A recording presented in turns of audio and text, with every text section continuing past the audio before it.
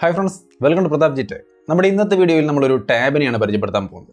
നിങ്ങൾ ഏത് തരത്തിലുള്ള യൂസർ ആയിക്കോട്ടെ, അതിപ്പോൾ ഓഫീസ് പരമായ കണ്ടമാനം വർക്ക് ചെയ്യുന്ന ഒരാളാണെങ്കിലും, അതല്ല വീട്ടിൽ വെറുതെ യൂട്യൂബ് കണ്ടിരിക്കുന്ന ആളാണ്, അല്ലെങ്കിൽ സ്റ്റുഡൻ്റ് ആണ്, പഠിക്കാൻ പോകുമ്പോൾ ചെറിയ നോട്ട്സ് എടുക്കാൻ വേണ്ടിയിട്ടാണെങ്കിലും, അതല്ല ഇനിയിപ്പോൾ ഗെയിം കളിക്കുന്ന ആളാണ്, കോൾ ഓഫ് ഡ്യൂട്ടിയോ പബ്ജി അങ്ങനത്തെ ഗെയിം കളിക്കുന്നവരാണ്, ഏത് തരക്കാർക്കാണെങ്കിലും വാങ്ങിക്കാൻ പറ്റിയ ഒരു ടാബ്, ഏറ്റവും കുറഞ്ഞ വിലയ്ക്ക് ഏറ്റവും മാക്സിമം പെർഫോമൻസോടുകൂടി കിട്ടാവുന്ന ഒരു നല്ല ടാബിനെയാണ് നമ്മളിന്ന് പരിചയപ്പെടുന്നത്. വീഡിയോ ഇഷ്ടപ്പെടുകയാണെങ്കിൽ ലൈക്ക് ചെയ്യണം. അതേപോലെ നമ്മുടെ ചാനൽ ഇതുവരെയായിട്ടും സബ്സ്ക്രൈബ് ചെയ്തിട്ടില്ലെങ്കിൽ മറക്കാതെ സബ്സ്ക്രൈബ് ചെയ്യുക. സബ്സ്ക്രൈബ് ചെയ്യുമ്പോൾ തന്നെ ആ ബെല്ലൈക്കൺ കൂടി ഒന്ന് എനേബിൾ ചെയ്ത് വെക്കുക. നേരെ വീഡിയോയിലേക്ക്.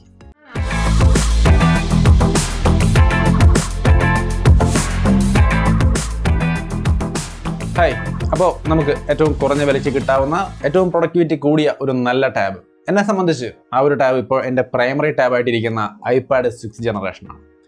എക്സാക്ട്ലി ഇത് തന്നെയാണ് ഏറ്റവും നല്ല ഓപ്ഷനായിട്ട് എനിക്ക് തോന്നുന്നത്. iPad അല്ലെങ്കിൽ ആപ്പിൾ എന്ന പ്രൊഡക്റ്റിൻ്റെ പേര് കേൾക്കുമ്പോൾ ഉടനെ ഇത് 50,000 60,000 വലിയ വിലയാണെന്ന് വിചാരിക്കരുത്.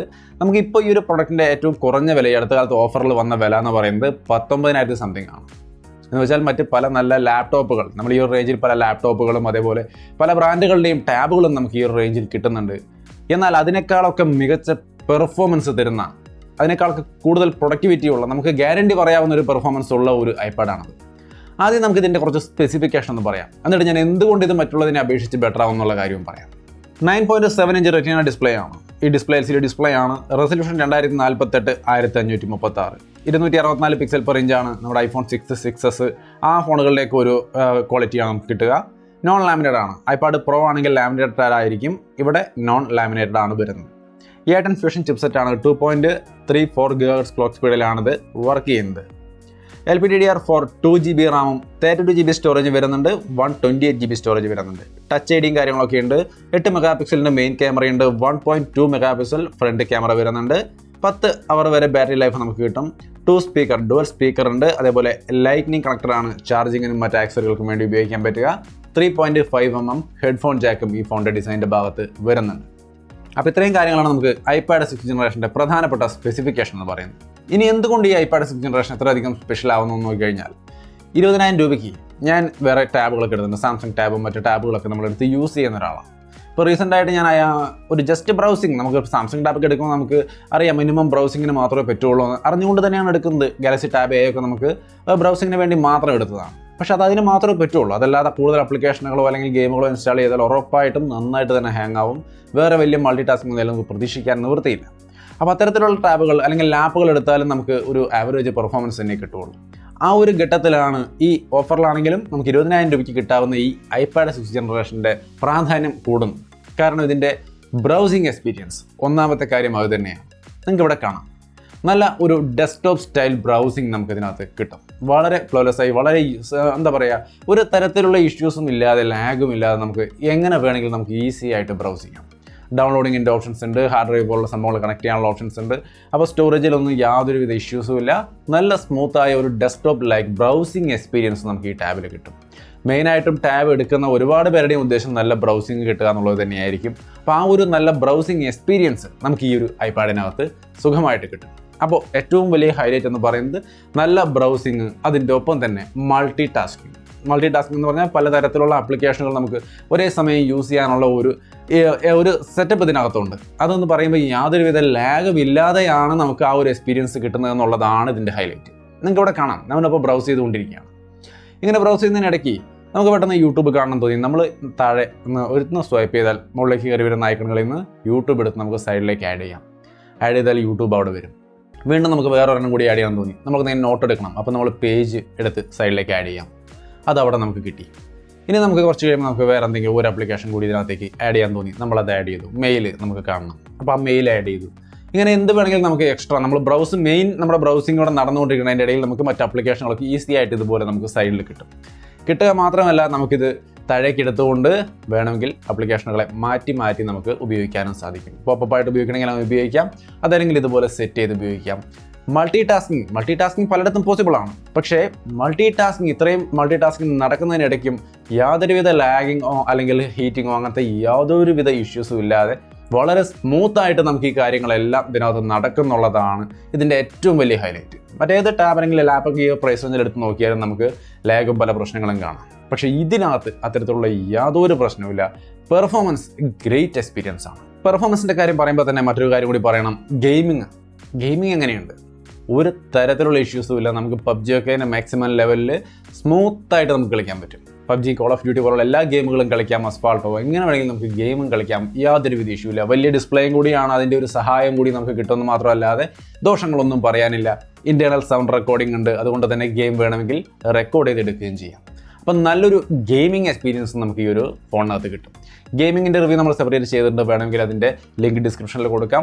ഒന്ന് വേണമെങ്കിൽ കണ്ടു നോക്കിയിട്ട് നിങ്ങൾക്ക് ഇതിൻ്റെ പെർഫോമൻസ് ലെവൽ എങ്ങനെയുണ്ട്, ഗെയിമിങ്ങിന് ഇത് എങ്ങനെയുണ്ട് എന്നുള്ള കാര്യം മനസ്സിലാക്കാം. ആ വീഡിയോയിൽ തന്നെ ഇൻറ്റേർണൽ സൗണ്ട് റെക്കോർഡിങ്ങിൻ്റെ ഒരു ക്വാളിറ്റിയും ഞാൻ കാണിക്കുന്നുണ്ട്. ഒന്ന് കണ്ടു നോക്കിയാൽ നിങ്ങൾക്ക് ക്ലിയർ ആയിട്ട് ഈ ഒരു iPad എടുത്താൽ നിങ്ങൾക്ക് അത് ഗെയിമിങ്ങിന് എങ്ങനെ ഉണ്ടാവും എന്നുള്ള കാര്യം വ്യക്തമായിട്ട് മനസ്സിലാവും.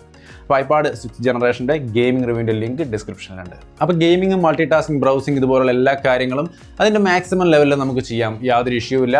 പ്ലസ് നല്ല ബാറ്ററി ലൈഫ്, 8 മണിക്കൂർ തൊട്ട് 10 മണിക്കൂർ വരെ സുഖമായിട്ട് ബാറ്ററി ലൈഫ് അതിനകത്ത് കിട്ടും. സിം ഉപയോഗിക്കുന്നതാണെങ്കിൽ ചിലപ്പോൾ 8 മണിക്കൂർ ആ ഒരു റേഞ്ചിലേ വരുള്ളൂ. പക്ഷേ വൈഫൈ അല്ലെങ്കിൽ സിം അല്ലാതെ വൈഫൈ കണക്ഷനിലൊക്കെയാണ് നമ്മളിത് യൂസ് ചെയ്യുന്നതെങ്കിൽ നമുക്ക് 10 മണിക്കൂർ വരെ സുഖമായിട്ട് ബാറ്ററി ലൈഫ് കിട്ടും. എൻ്റെ ഒരു എക്സ്പീരിയൻസിൽ 8 തൊട്ട് 10 മണിക്കൂർ വരെയാണ് ബാറ്ററി ലൈഫ്. ഞാൻ വൈഫൈ ഓൺലൈനാണ് ഞാൻ വാങ്ങിച്ചിരിക്കുന്നത്, സിം അല്ല. എങ്കിലും 8 തൊട്ട് 10 മണിക്കൂർ വരെയാണ് നമ്മുടെ ഒരു ബാറ്ററി ലൈഫ് ഇതിനകത്ത് കിട്ടുന്നത്. സോ അതാണ് ഇതിൻ്റെ ഒരു ബാറ്ററി ലൈഫും കാര്യങ്ങളും ഒക്കെ. നല്ല ബാറ്ററി ലൈഫോട് കൂടിയിട്ടാണ് ഈ പറഞ്ഞ പവർഫുൾ പെർഫോമൻസ് നമുക്ക് കിട്ടുന്നത്. ഇനി ഇതിനകത്ത് ആപ്പിൾ പെൻസിലൊക്കെ സപ്പോർട്ട് ചെയ്യുന്നുണ്ട്. നിങ്ങൾക്ക് നോട്ടുകളൊക്കെ എഴുതണമെന്നുണ്ടെങ്കിൽ ആപ്പിൾ പെൻസിൽ എക്സ്ട്രാ വാങ്ങിച്ചിട്ട് നിങ്ങൾക്ക് വേണമെങ്കിൽ ഇതിനകത്ത് അത് യൂസ് ചെയ്യാം. പക്ഷേ ആപ്പിൾ പെൻസിലിൻ്റെ വില 9,000 രൂപയോളം വരുന്നുണ്ട് കേട്ടോ. അപ്പോൾ അത് വേണോ വേണ്ടോ എന്നുള്ള കാര്യം 2 പ്രാവശ്യം ആലോചിക്കുക. അതായത് ഗ്രാഫിക് വർക്കുകൾ, എന്തെങ്കിലും ഡിസൈനിങ് അങ്ങനത്തെ കാര്യങ്ങൾ ചെയ്യുന്ന ആൾക്കാരാണെങ്കിൽ അത് വാങ്ങിച്ചാൽ അത് ഇതിനകത്തും സപ്പോർട്ട് ചെയ്യും. അപ്പോൾ ആ ഒരു ഫീച്ചറും കൂടി ഇതിനകത്ത് എക്സ്ട്രാ കയറി വരുന്നുണ്ട്. പിന്നെ ഇതിനകത്ത് നമുക്ക് സിമ്മിൻ്റെ ഓപ്ഷൻ ഉണ്ട്. ഇപ്പോൾ ഞാൻ ഉപയോഗിക്കുന്നത് ഏറ്റവും കുറഞ്ഞ 2GB RAM 32GB storage variant ആണ്. വൈഫൈ ഓൺലി ആണ്. അതിൻ്റെ വിലയാണ് ഞാൻ ഏറ്റവും കുറഞ്ഞ വില 20,000 രൂപയ്ക്ക് വരെ വന്ന് പോയിട്ടുണ്ടെന്ന് പറഞ്ഞത്. അപ്പോൾ ഇനി ഓഫർ വരുമ്പോൾ ആ വിലയ്ക്ക് വരാം.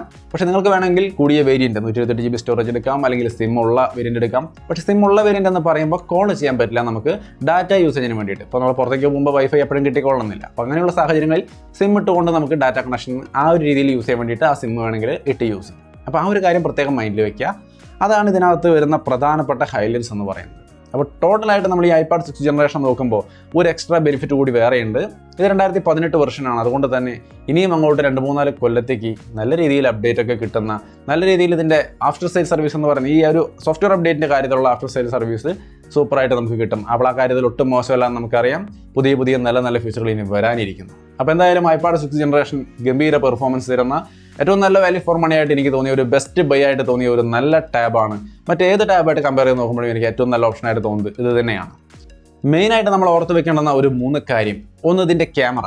8 മെഗാപിക്സൽ മെയിൻ ക്യാമറയും 1.2 മെഗാപിക്സൽ സെൽഫി ക്യാമറയും ഒരു തരത്തിലും വലിയൊരു ക്വാളിറ്റി ഒന്നും നമുക്ക് തരാൻ പോകുന്നില്ല. സോ ക്യാമറയ്ക്ക് വേണ്ടിയിട്ട് ഒരു കാരണവശാലും ടാബ് എടുക്കണ്ട, ഈ ഒരു ടാബ് എടുക്കണ്ട. അല്ലെങ്കിൽ ടാബ് ഞാൻ ഇതുവരെയായിട്ട് ഒരു ഫോട്ടോ പോലും ഈ ടാബിൽ എടുത്തിട്ടില്ല. അപ്പോൾ അതുകൊണ്ട് തന്നെ ക്യാമറയ്ക്ക് വേണ്ടിയിട്ട് ഈ ഒരു ടാബിനെ ഡിപ്പെൻഡ് ചെയ്യണ്ട. അതേപോലെ മറ്റൊരു കാര്യം എന്ന് പറയുന്നത് സിം ഇടാൻ പറ്റുമെന്ന് കേൾക്കുമ്പോൾ കോൾ ചെയ്യാൻ പറ്റുമെന്ന് വിചാരിച്ചുകൊണ്ട് എടുക്കരുത്. ചിലപ്പോൾ ഇത് കൈപ്പിടിച്ച് കോൾ ചെയ്യാൻ പറ്റില്ലെങ്കിലും ബ്ലൂടൂത്ത് ഹെഡ്സെറ്റ് ഉപയോഗിച്ച് കോൾ ചെയ്യാമെന്നൊക്കെ ചിന്തിക്കാൻ ചാൻസ് ഉള്ളതുകൊണ്ട് പറയുകയാണ്. കോൾ ചെയ്യാൻ പറ്റില്ല. അതൊരു പ്രധാനപ്പെട്ട രണ്ടാമത്തെ ഒരു നെഗറ്റീവ് പോയിന്റ് ആയിട്ട് നോട്ട് ചെയ്ത് വെക്കുക. പിന്നെ ബാറ്ററിയുടെ ചാർജിങ് ടൈം ഒരു 3 മണിക്കൂറൊക്കെ വരും. അത് പലയിടത്തും നെഗറ്റീവായിട്ട് പറഞ്ഞു കിട്ടുന്നുണ്ട്. ഇത് 10 മണിക്കൂറോളം നമുക്ക് ബാറ്ററി ലൈഫ് തരുന്ന ഒരു ടാബാണ്. ഒരു 3 മണിക്കൂർ ചാർജിങ് ടൈം വരുന്നത് അത്ര വലിയ നെഗറ്റീവായിട്ടൊന്നും തോന്നുന്നില്ല.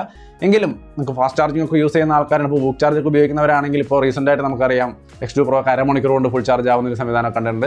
ഇത് 3 മണിക്കൂർ എടുക്കും. അത് വലിയൊരു ഇഷ്യൂ ആയിട്ട് എനിക്ക് തോന്നുന്നില്ല.